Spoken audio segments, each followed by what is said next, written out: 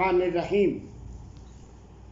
Honorable subscribers, my friends, followers, Hazreen o Samein o Nazreen.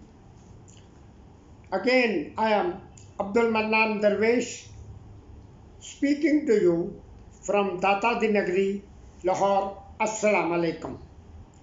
उम्मीद है आप तमाम अहबाब बाखैरियत होंगे और इंतज़ार में होंगे कि कोई ना कोई नई बात, नई कहानी, नई शख्सियात जो हैं वो उनसे हमारी मुलाकात हो, हमारे नॉलेज में इजाफ़ा हो जो हम काम कर रहे हैं।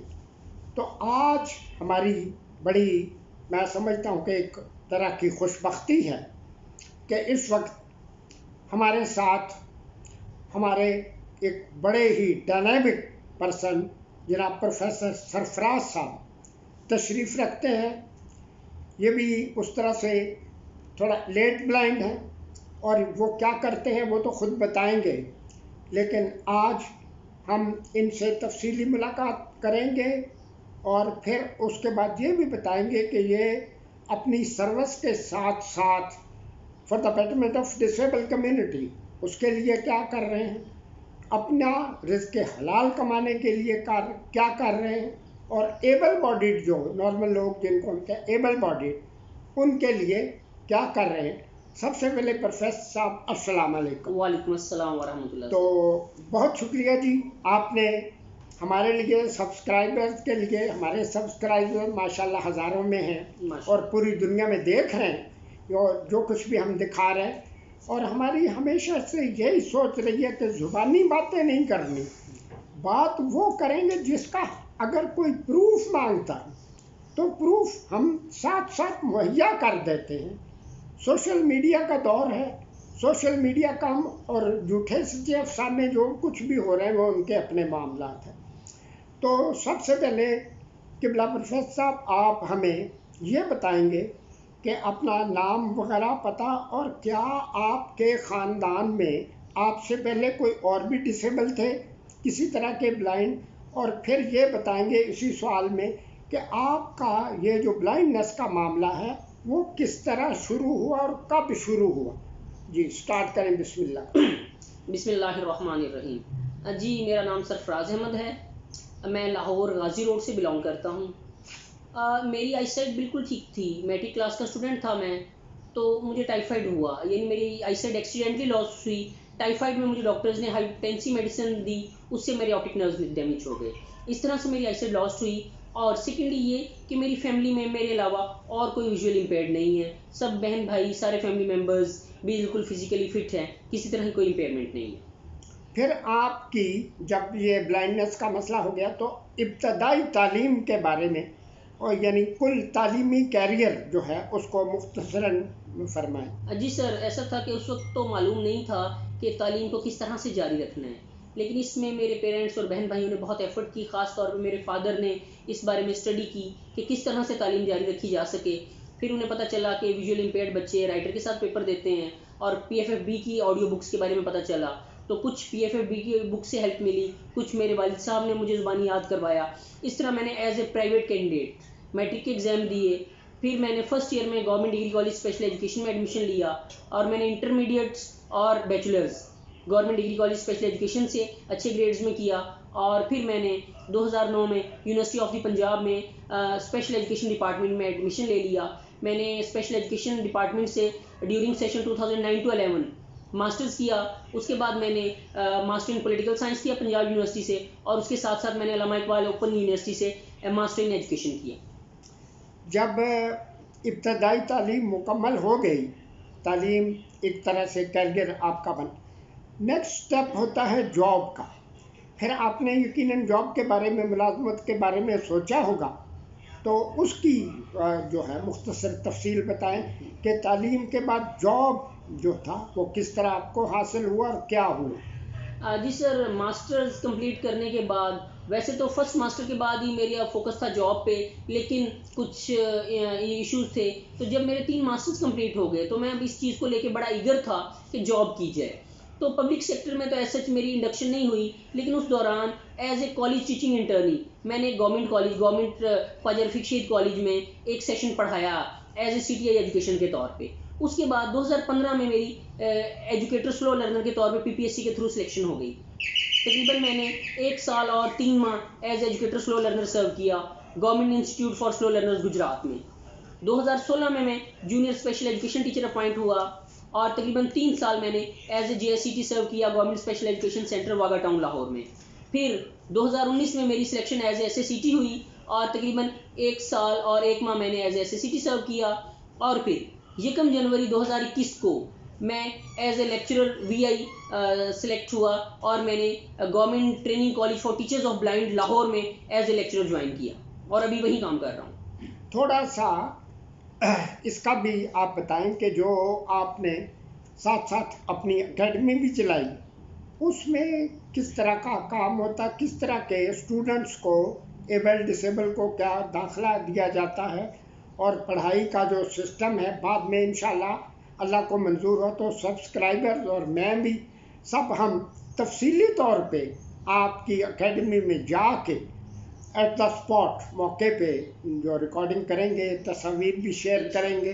لیکن یہ ہے کہ سر دست آپ بتائیں کہ آپ نے جو اکیڈمی بنائی وہ کس طرح سے چل رہی ہے، اس میں کیا کچھ ہوتا ہے؟ جی سر، اس میں بتاتا ہوں کہ ڈیورنگ جاب میں نے دیکھا کہ بہت ساری فیملیز آتی تھی جو ہمارے اپنے اسٹوڈنٹس تھے. ہمارے پاس تو جو کالج میں موسٹلی اسٹوڈنٹس ہیں وہ سائٹڈ اسٹوڈنٹس ہیں، لیکن اسٹوڈنٹس بتاتے تھے کہ بلائنڈ بچوں کے مسائل ہیں یا وہ فیملیز جو اویئرڈ نہیں ہیں. وہ جب آتی تھی اپنے بلائنڈ بچوں کے مسائل کو لے کے تو میرے ذہن میں خیال آیا، میرے ایک دوست ہیں محمد شکیل صاحب، ان سے مشاورت کے بعد ہم نے سوچا کہ کوئی ایسا سیٹ اپ بنایا جائے، انکلوسیو سیٹ اپ، جہاں پہ ہم سائٹڈ بچوں کے ساتھ ساتھ ہم اسپیشل بچوں کو بھی گائیڈ کر سکیں، ان کی کوچنگ کا بھی اہتمام کر سکیں. تو اس سوچ کو لے کے 1 اکتوبر 2022 کو ہم نے علامہ اقبال ٹاؤن میں نیلم بلاک کے پاس الحمد کالونی ہے، وہاں پہ اپنی انکلوسیو ایجوکیشن کی اکیڈمی سٹارٹ کی. اور وہاں پہ ہم جو ہے نا گریڈ 1 سے لے کے انٹرمیڈیٹ تک سائٹڈ اور بلائنڈ دونوں طرح کے بچوں کو ٹیچ کر رہے ہیں، اور ساتھ ساتھ ہم بریل کورسز کروا رہے ہیں اور PPSC کی کوچنگ پرووائڈ کر رہے ہیں. تو اس کے بعد جاب کے بعد معاملہ جو اگلا سٹیپ ہوتا ہے وہ ہوتا ہے فیملی بنانا، شادی کرنا. تو کیا آپ شادی شدہ ہیں، اور جب شادی ہوئی اس میں کوئی مسائل تو نہیں ہوئے، آسانی سے ہو گئی یا مشکل سے؟ جی سر، الحمدللہ میں شادی شدہ ہوں. 13 مارچ 2021 کو میری شادی ہوئی، اور کیونکہ ارینج میرج تھا، پیرنٹس نے سارا مینیج کیا، تو اللہ کا شکر ہے کوئی ایسا مسئلہ نہیں ہوا، کوئی پرابلم نہیں ہوا. تو میرے ریلیٹیو ہی ہیں جو میری مسز ہے، میری ماموں کی بیٹی ہیں، اور اللہ کا شکر ہے معاملات بہت اچھے چل رہے ہیں اور سب کچھ بہت اچھا چل رہا ہے، اللہ کا شکر ہے، بہت خوش ہوں میں. ایک بڑا اہم مسئلہ ہے، کیونکہ آپ کا بڑا وسیع تجربہ ہے، ایٹیٹیوڈ آف دا سوسائٹی، معاشرے کا رویہ. اب معاشرے کا رویہ جب تک بدلے گا نہیں، مسائل اپنی جگہ پہ بڑھیں گے، کم نہیں ہوں گے. آپ اس موضوع پہ اظہار خیال فرمائیں کہ معاشرہ جو ہے صدیوں کا اصل بیسیکلی ہندوانہ رسم و رواج اور روایات اور وہی کچھ ہی چل رہا ہے، اور ایٹیٹیوڈ بدلنے کے بارے میں کام نہ ہونے کے برابر. اور جو سبسکرائبر زیادہ نہیں جانتے وہ یہ سن کر حیران ہوں گے. مثال کے طور پہ وائٹ کین ڈے کا پروگرام ہوتا 15 اکتوبر کو، 3 دسمبر کو انٹرنیشنل ڈسیبل ڈے، کوئی 5 اسٹار ہوٹل میں، کوئی جناب انٹر کانٹیننٹل ہوٹل میں. مجھے آج تک یہ مہمہ سمجھ نہیں آیا کہ وائٹ کین کا جو مقصد ہم نے پڑھا، ہمیں ہمارے بزرگوں نے بتایا، یا ڈسیبل ڈے منانے، کیا وہ ہوٹلوں کے بہرے جو سن لیتے ہیں برتن دھونے والی مائیاں یا بہرے ہوتے، کیا اس سے واقعی معاشرے لاکھوں روپے کا خرچہ ہوتا ہے نا ہر سال، کیا اس سے معاشرے کا ایٹیٹیوڈ بدلے گا؟ ہم نے تو ایٹیٹیوڈ کو بدلنا، اس کے بارے میں آپ کیا کرتے ہیں، کیا خیال ہے آپ؟ جی سر، میں آپ کی بات سے 100% ایگری کروں گا کہ معاملہ یہی ہے کہ جس طرح ہمارا وائٹ کین سیفٹی ڈے ہو گیا، انٹرنیشنل ڈسیبل ڈے ہو گیا، یا ہمارے دوسرے ایونٹس ہو گئے، ہمارے ہاں ہوتا کیا ہے کہ بڑے بڑے ہالز میں، الحمرا ہال میں، بڑے بڑے ہوٹلز میں ان جو ہے نا کہہ لیں کہ ڈیز کو سیلیبریٹ کر لیا جاتا ہے، اور ایک اسپیسیفک کمیونٹی کو ملا کے چند 100 لوگوں کو بلا کے اور انہیں سنا دیا جاتا ہے، یا میڈیا پہ کوریج ہو جاتی ہے. اس طرح سے تبدیلی نہیں آئے گی. بیسیکلی تو یہ ہم جسٹ ایک ایڈورٹیزمنٹ کر رہے ہیں، ٹھیک ہے نا. ہم صرف کہہ لیں کہ جس طرح کسی ٹی وی پروگرام میں کمرشل آ رہا ہوتا ہے، اس طرح ہمارے ہاں ہم صرف اور صرف بلائنڈ لوگوں کو، اسپیشل لوگوں کو ایز اے کمرشل ریپرزینٹ کر رہے ہوتے ہیں سال میں 2-3 مرتبہ، اور پریکٹیکلی ہم ان کے لیے کام نہیں کرتے جب تک کمیونٹی میں پراپر اویئرنیس نہیں آئے گی، اوور آل کمیونٹی کا رویہ تبدیل نہیں ہوگا، اور کمیونٹی اس چیز کو سمجھے گی نہیں کہ یہ اسپیشل لوگ جو ہیں یہ بھی ہماری ہی طرح کے نارمل افراد ہیں، یہ بھی سوسائٹی کا نارمل حصہ ہیں، سوسائٹی کا اتنا ہی امپورٹنٹ سیگمنٹ ہیں جتنے آرڈینری لوگ ہیں، جتنے سائٹڈ لوگ ہیں۔ تو میرا خیال ہے کہ یہ مسئلہ حل نہیں ہوگا، تو اس لیے بہتر یہ ہے کہ ٹھیک ہے یہ پروگرام ضرور کیے جائیں، لیکن ان پروگرام سے بڑھ کے آگے بڑھ کے پریکٹیکلی ہمیں اپنی سوسائٹی کو موٹیویٹ کرنے کی، اویئر کرنے کی ضرورت ہے، یہ شعور بیدار کرنے کی ضرورت ہے کہ جو اسپیشل افراد ہیں ان کی ضروریات کیا ہیں، پھر ان کی ضروریات کے بعد ان کی ذمہ داریاں کیا ہیں، پہلے تو انہیں ان کے رائٹ دیے جائیں، اس کے بعد ان کے رائٹس کے بعد انہیں ان کی ڈیوٹیز بھی دی جائیں۔ میں دونوں چیز، میں صرف رائٹس پہ بات نہیں کرتا، میں کہتا ہوں پہلے ہمیں ضرورت ہے کہ اسپیشل پرسنس کو ان کے رائٹ پرووائڈ کریں، جب ہم نے انہیں ان کے رائٹس دے دیے پھر ہمیں چاہیے کہ ہم انہیں ان کی ذمہ داریاں بھی پرووائڈ کریں، ڈیوٹیز بھی پرووائڈ کریں، تاکہ وہ ایک بیلنس سٹیزن کے طور پہ اپنی ذمہ داری ادا کر سکیں۔ تو اس میں سب سے پہلے گورنمنٹ اور ہمیں سوسائٹی کو ایز اے ہول اپنا رول پلے کرنے کی ضرورت ہے، اور کچھ پریکٹیکل انیشیٹیوز لینے کی ضرورت ہے۔ وہ آپ کی تھوڑی سی قطع کلامی ہوتی، میری داستان کو ذرا سا بدل کر، میری داستان کو ذرا سا بدل کر مجھے ہی سنایا سویرے سویرے۔ ایک فنکشن میں گیا تو وہاں بڑا ہنگامہ، وہ اسپیکر پہ بول رہے ہیں، کوئی سن نہیں رہا ہے، کوئی گپ شپ لگا رہے۔ خواجہ غلام محمد، پروفیسر خواجہ غلام محمد مرحوم میرے ساتھ تھے، میرے بڑے نزدیکی جاننے والوں میں تھے۔ میں نے کہا یار خواجہ صاحب اتنی دور یہ لوگ آئے ہیں پورے پنجاب سے، پنڈی میں ہو رہا تھا پروگرام، تو اگر لوگوں نے سننا ہی نہیں تو گپ شپ لگا رہے، شور مچا رہے، تو کیا فائدہ؟ خواجہ صاحب قبلہ نے فرمایا تھا، یہ بات انہوں نے مجھے یہ شعر سنایا تھا، میری داستان کو ذرا سا بدل کر مجھے ہی سنایا سویرے سویرے۔ ہمیں اپنے مسائل کا پتہ نہیں ہے، اگر ہمیں نہ پتہ ہوتا تو لوگ غور سے سنتے نا، بات سمجھتے۔ پھر خیر وہ تو وقت گیا، اس کے بعد یہ واکس کا رواج پڑا، اور یہ بڑا زبردست تھا۔ 90 کے بعد تقریباً وہ پورے ملک میں ڈسیبل وائٹ کین ڈے کی واک ہوتی تھی، ڈسیبل ڈے کی واک، اور اس طرح گاہے بگاہے، لیکن اس میں وہ کام تو اچھا تھا، جو پوائنٹ آف ویو ہمارے ذہن میں تھا کہ سوسائٹی کا ایٹیچیوڈ بدلے، لیکن it was not a source of income, وہ سورس آف انکم نہیں تھا۔